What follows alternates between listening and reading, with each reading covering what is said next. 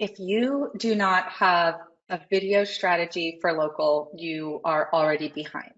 I can't highlight enough how impactful this is, not just from like a Google perspective, an Apple perspective, but also the way that, videos are taking priority in terms of ranking on organic results, like whether they're being pulled from TikTok or from Twitter or from YouTube Shorts.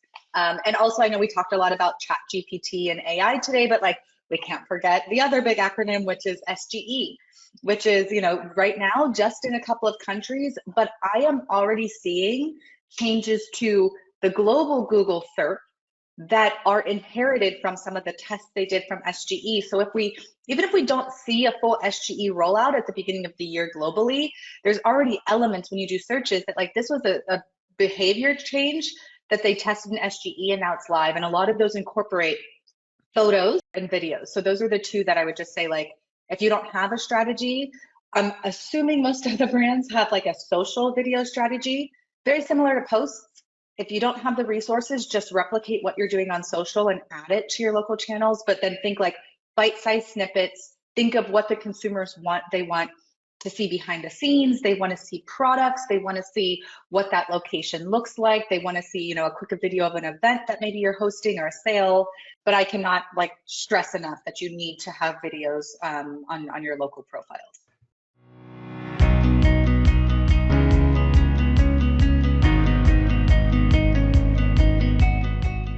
Hey everybody, welcome to another episode of the Local Marketing Beat, brought to you by Uberall. I am your host today, Christian Arriola. Local Marketing Beat is all about helping location marketers stay in the know of the hottest digital topics across the web. We're going to surface things like need to know updates related to local digital marketing and ask the experts what they know, why it matters, and what it means for location marketers. Quick bit of housekeeping. We're now on Spotify, so feel free to listen there. If you prefer, if you're on the go, in your car, at the gym, easier to tune in. If you're watching on YouTube and interested in listening in another languages, or you can try our closed captioning and select your auto-generated preferred language, and that's going to help out since this is a global podcast and super excited that we're reaching a lot of countries out there. So what's the beat on Local Marketing Street this month? We're talking about the past, the present, the future of location marketing. How far has this field come? Where are we now? Where were we 10, 15 years ago? And what is the future? That's what I'm interested to hear about from our speakers today, because it's come a long way, right? We've seen it transform and evolve. So Krystal, welcome to the show. Can you introduce yourself a little bit? Hi, Christian. Thanks so much for having me. I'm Krystal Taing. I oversee the solutions team at Uberall, and I've been in local digital marketing for just under 10 years. And I'm really excited to talk about this topic. I feel like I could talk about it forever, so I'm excited. Awesome. Great to have you here. And Ehab, welcome to the show. Can you introduce yourself a little bit? So much, Christian. Yes.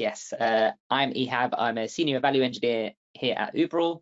I have been at Uberall for just over 4 years, and also in the digital marketing space for around about that time too. And yeah, super excited to have this chat. Come from sort of a local guide background and then switch to the business side of it as well. So cool stuff. Now, we're thrilled to have you here. I saw you speaking at multiple conferences in the UK, so it's a pleasure to have you here, Ehab. Pleasure's all mine. Thank you. Now, before we start talking about location marketing, I want to ask you guys a question. What was the last thing you guys searched locally and why? I mean, whatever that may be. Krystal, you can go first. So I actually was planning my daughter's birthday party, and if anyone has kids these days, you have to take into consideration a lot of allergies, and she was very intent on having the party favorite pizza. And I had to find gluten-free pizza. So I was doing some pretty specific searches. Where she wanted to get pizza from, they offer gluten-free, but they actually have a disclaimer that they don't recommend it for celiac disease. So I had to find it. And it's actually quite interesting to see how results are delivered to give you that type of information, especially from a local perspective. So from my perspective, there's a lot of opportunity there for businesses that are offering, making it a lot easier for people that have allergies. That's awesome. How about you, Ehab? So I am incredibly disorganized in my personal life. So I will be flying out to Southeast Asia next week, and I have absolutely 0 hotels booked for the months that I'm there. So last night I was looking for a hotel in Jakarta and around Central and East Java Island. And because I've never been to that part of the world, my first task was to find out, is this hotel that I'm looking for on Google, is it legit? Is it real?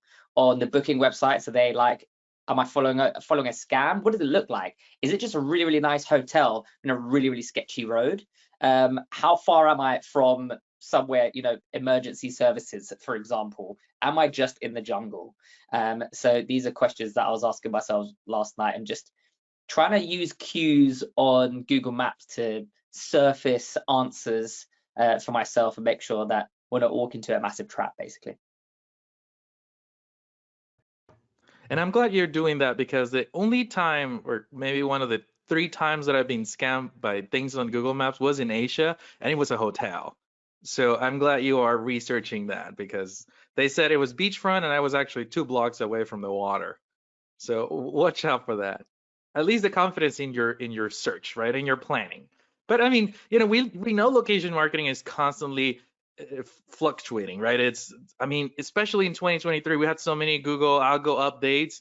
It was crazy. I mean, it was hard to keep up if you're not into SEO, if you're just, marketing managers or CMOs out there. It's like, it's very hard to keep up with these changes so rapidly.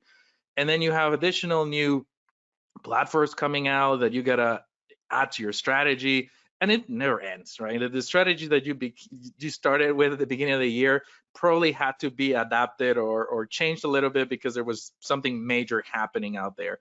So let's reflect a little bit, and we can start with you, Krystal. Based on your experience for as long as you've been in the career, how do you remember location marketing different from when we started, or where we are now? I would have to say the speed at which things change, I haven't documented it, but I feel like everything changes so much quicker now when it comes to local and location-based marketing. And I feel like that likely is due to a lot of things, like, of course, consumer behavior. There's just general trends where customers are searching for things from a local perspective, but then also all of the platforms that support them catching up and make it easier. And then I think it kind of turns into this funnel that, like, the demand is there, the platform is there, the businesses are there adapting as well. And then it's just this path that now there's this expectation that almost like the second that consumer behavior changes, as soon as a new trend comes out, then location-based marketing changes. And I think a really good example of that is whenever there's like a trend on TikTok or a trend on YouTube Shorts. So for example, there's one, I'm not sure if you guys have seen, but there's this like funny thing where people make fun of their dads for being really prepared by going to the airport as early as possible, organizing everything, like making sure all the suitcases are there, making sure they have like the taxi or the Uber picked up, and they call it like the airport dad. Like within 3 weeks of that trending on TikTok, I saw commercials from Uber being like, we're targeting you, the airport dad. Now you can book your ride 90 days in advance. Like, it's so crazy how all of it works and how quickly it changes. And it's almost as if like it's the normal now. But I will have to say, definitely the speed at which these types of things change has increased quite a bit since I started in location-based marketing. I 100% agree. What about you, Ehab? What's your take looking back? I'd say I sort of live in a similar space there. I mean, again, I came from a space of being someone who was just frustrated with so much inaccuracy on Google Maps. And I don't know, maybe I was just really bored, but I just found the entire task just overwhelming. Like, how could there be so many things wrong on Google Maps all the time?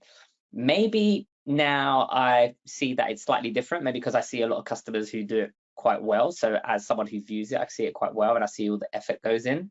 So I think the changes I'm seeing are, yes, there are a lot of changes going on in the space, but in terms of the actual baseline, if we're talking specifically local, specifically on Google Maps and some of the other mappings like Apple Maps, for example, I've seen a little bit of an improvement in consistency, in knowing what to get right, in posting offers, in making sure the photos are not just full of spam and basically, as you'll see on forums, just getting suspended left, right, and center because absolutely every single one of your photos is an ad, for example. So that's something that I think I saw more of before, but you know, the likes of, you know, the powers that be at Google and everywhere else with their spam algorithms, they've tightened the cogs a little bit more recently anyway. So maybe that's helped it quite a bit. But I think that's the biggest change I've seen.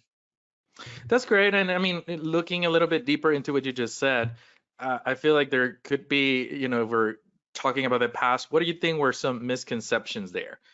You know, you mentioned the spammy photos. I mean, I remember people posting just coupons, right? Left and right coupons every week and with text and just one little tiny picture, and it was just text.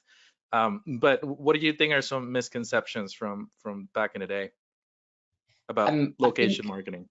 Yeah, what I'm about to say, I think I sometimes see remnants of it still to this day, but less so, which is basically keyword stuffing. Just stuffing as much as possible keywords in every single part of the listing. It's almost as if like your listing was a suitcase and you're just trying to stuff as many keywords into nooks and crannies as possible.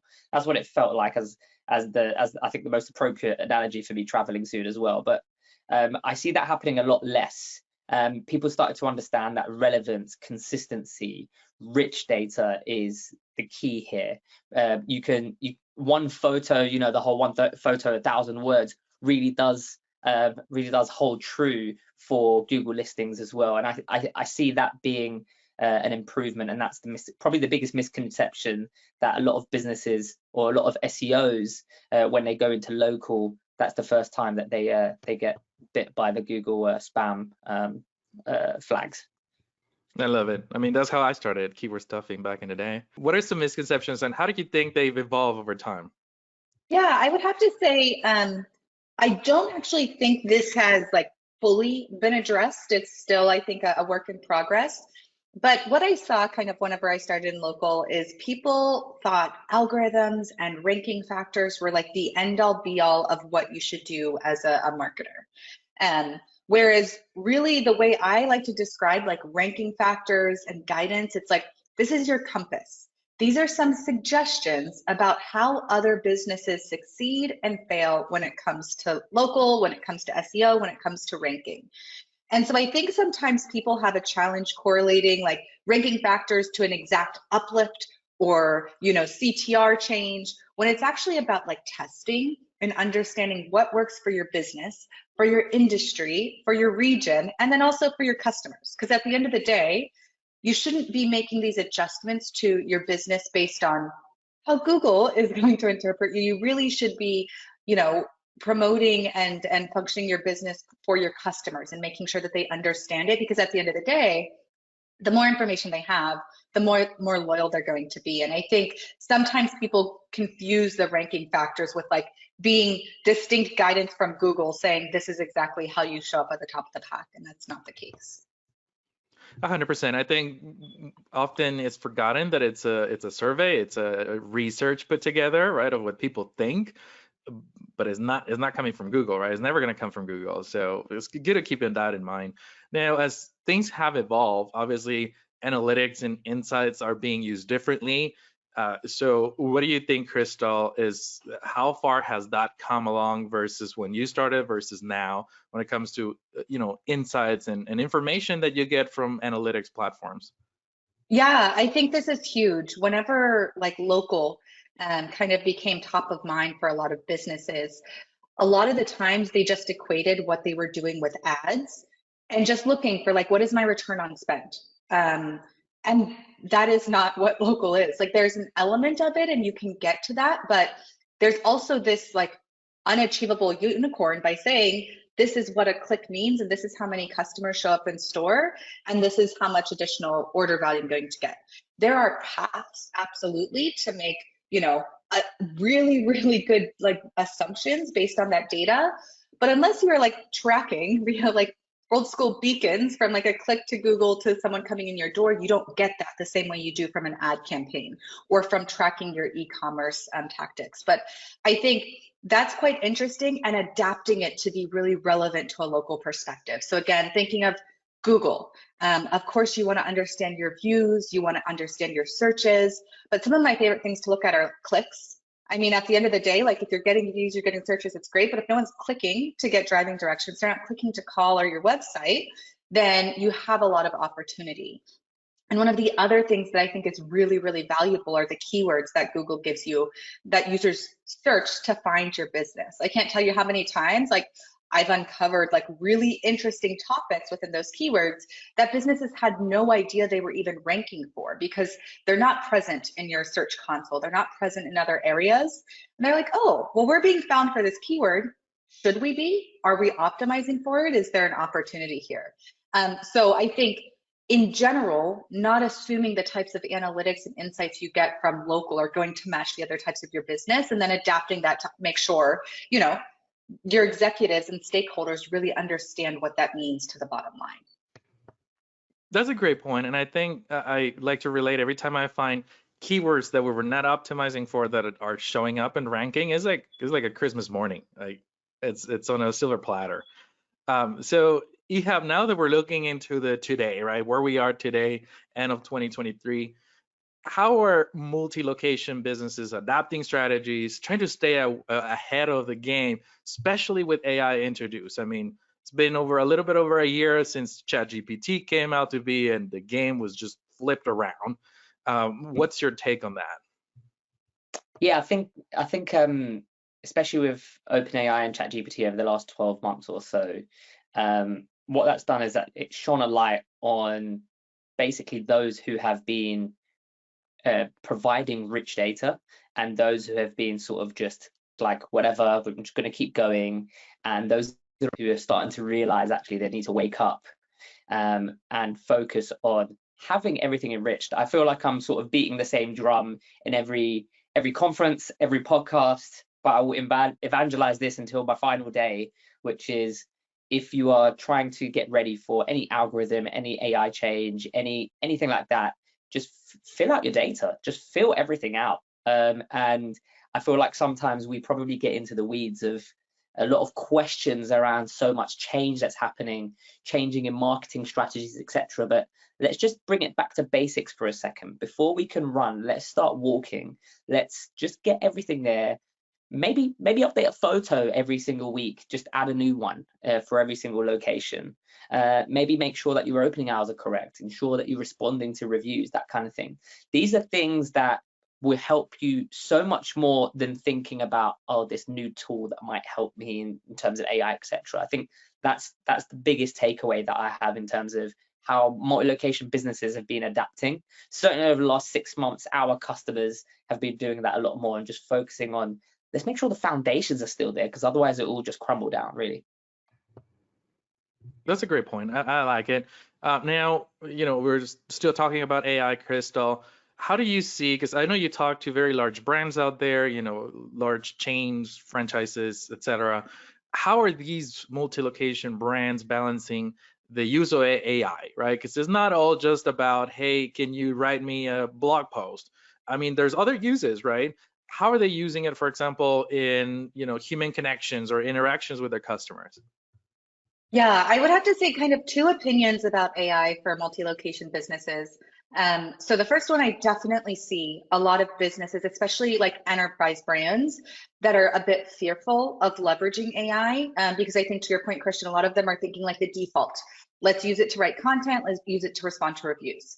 But there's so much more that it can do. So I think making sure that they're considering all options and then just like trying, like take a bite off, see how it works, see the challenges, see where there's potential changes that you would make as a business, and then like rinse and repeat. So I think that's important for brands because they're always going to be like competing with maybe, a smaller business that has less resources and they don't have the opportunity to not use AI, to not use things like ChatGPT. So I think it's important to try to understand, kind of what the output is. And then the other thing I would definitely say is like what we kind of have a responsibility for marketers is to encourage them to make sure they understand how their business is represented when it comes to things like searches on Bard and ChatGPT, like what types of things do they want to be represented for? So the thing that I notice quite consistently, and this is when I'm telling other people, like they're like, what is ChatGPT? How do I use it? It's like, they're like, oh, so it's like Google. And I'm like, no, because Google gives you a lot of options. Like when you have a query, they give you this, then it's up to you to go do your due diligence and search for the information you need.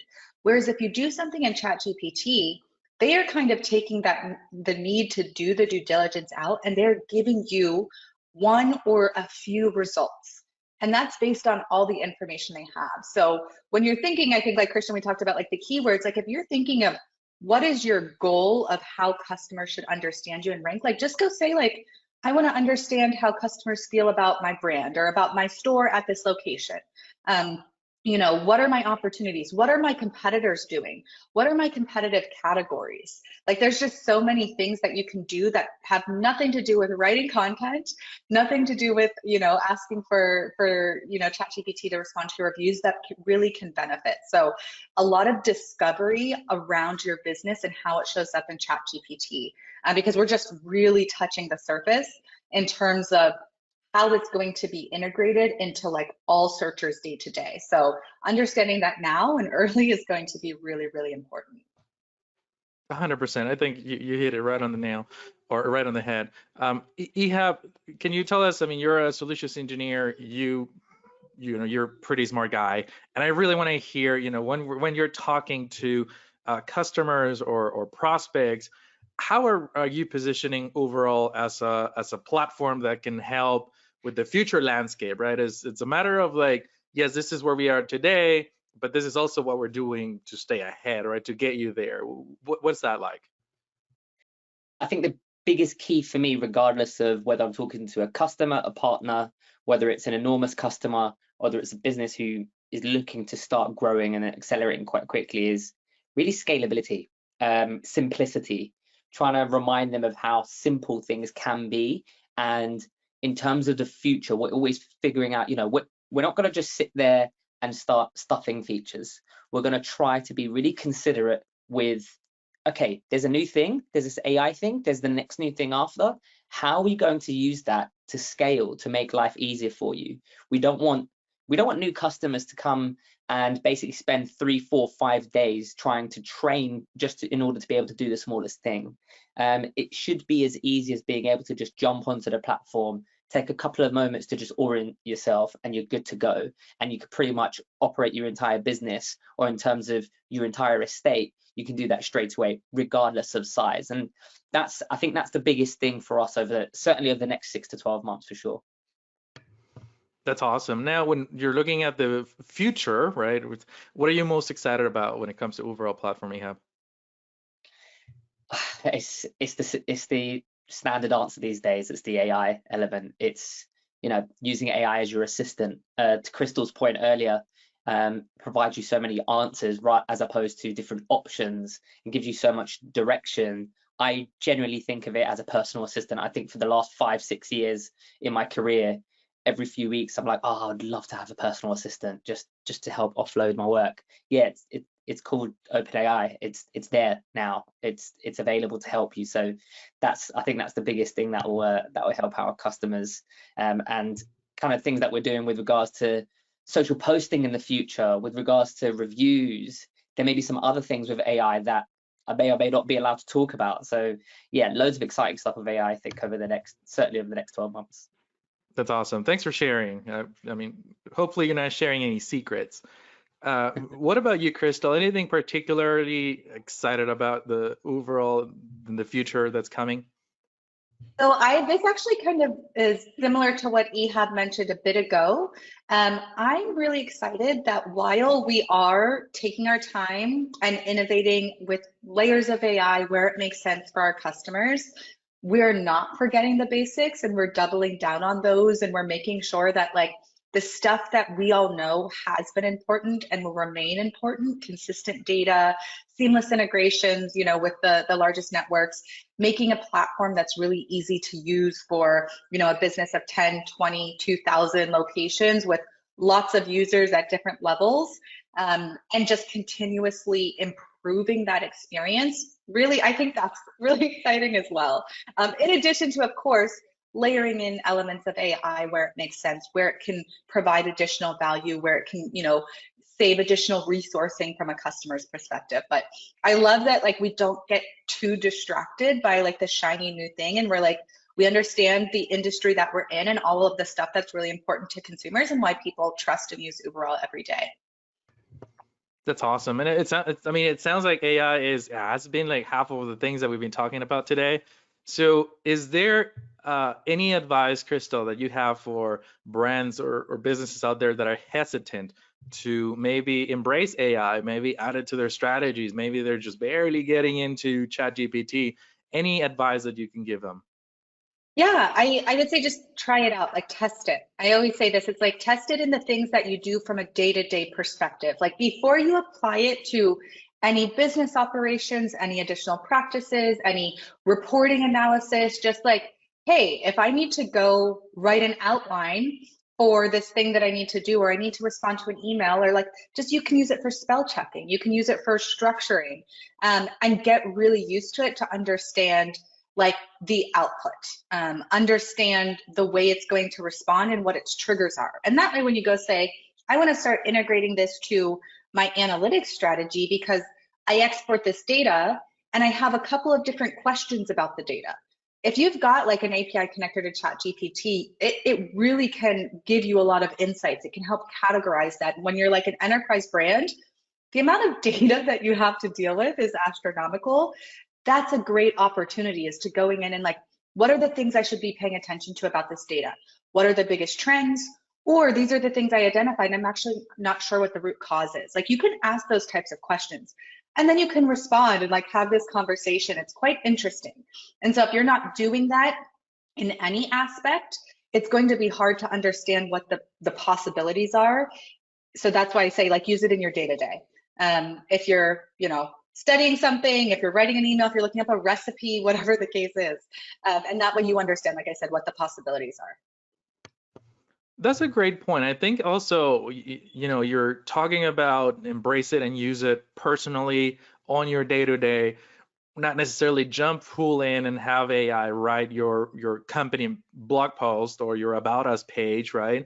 So I like it. I like that. Now, Ehab, when we're talking about 2024, anything particularly excited that you can share with our listeners who are, franchises, multi-location brands? What are you excited about, or anything that maybe they should keep an eye out for in 2024? I know it's easy to go down the AI route, so I'm actually going to put a pin on that. And what I'll say is I constantly ask myself these days, what's Apple Maps going to look like in 12 months? That's a huge question I keep asking myself. I know sort of on the business side, they're working massively, but also just in terms of the user experience, I'm constantly hearing the absolute chasm between when Apple Maps was released many, many years ago to how it operates now. And that massively influences businesses because that is where the attention of consumers is now. A lot of people who own an iPhone are not even going to think about installing Google Maps. They will just use the proprietary one because they can trust it so much. They're not going to think about Waze or anyone else. It's just what's on there because it's featureful, it's easy to use. But again, those additional features, those business level features that we've thrown a lot of announcements in this year at Uberall as well. Those are the kind of things that are going to differentiate, enrich the experience even more, and ensure that people can just really trust that platform. I think that's the biggest word to use here, trust. And how that has differed over the last 5 to 6 years. 5 years ago, I said to you that I would be using Apple Maps on a day-to-day basis. You might laugh me out of the room because Google Maps would be so much better in terms of the trust of data in the businesses, etc. But that's where a lot of people are sort of mentioning things right now. If I'm at a Sunday afternoon barbecue and someone's talking to me about those sort of topics, that's exactly what they're talking about. They're saying Apple Maps is the one that they're using. Yeah, I definitely want to come over for a Sunday football and talk to you because the Sunday meetings I have, nobody understands what the hell I'm talking about. But it's a great point, and for anybody that is listening, it's also a good reminder. We've had multiple conversations, both in the podcast and YouTube videos, about Apple Business Connect, how to create it, how to optimize it. So you definitely go check those out. Now we're still in 2024, Krystal. We're thinking ahead, trying to figure out what's happening, what's going to change. Anything that you can give advice for our listeners on what should they be thinking about when it comes to local marketing strategies next year? Yeah, I would say if you do not have a video strategy for local, you are already behind.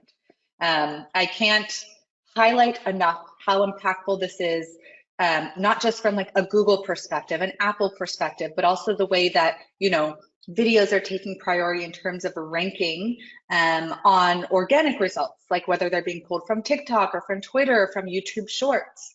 And also, I know we talked a lot about Chat GPT and AI today, but like we can't forget the other big acronym, which is SGE, which is, right now just in a couple of countries, but I am already seeing changes to the global Google SERP that are inherited from some of the tests they did from SGE. So even if we don't see a full SGE rollout at the beginning of the year globally, there's already elements when you do searches that like this was a behavior change that they tested in SGE and now it's live. And a lot of those incorporate photos and videos. So those are the two that I would just say, like, if you don't have a strategy, I'm assuming most of the brands have like a social video strategy, very similar to posts.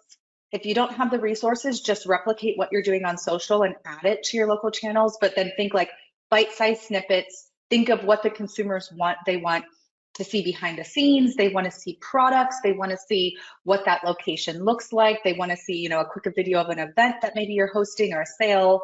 But I cannot like stress enough that you need to have videos on your local profiles. That's awesome. Ehab, do you have any gold nuggets you can share that maybe is not commonly shared out there? There's not a lot of info that we can share with our audience.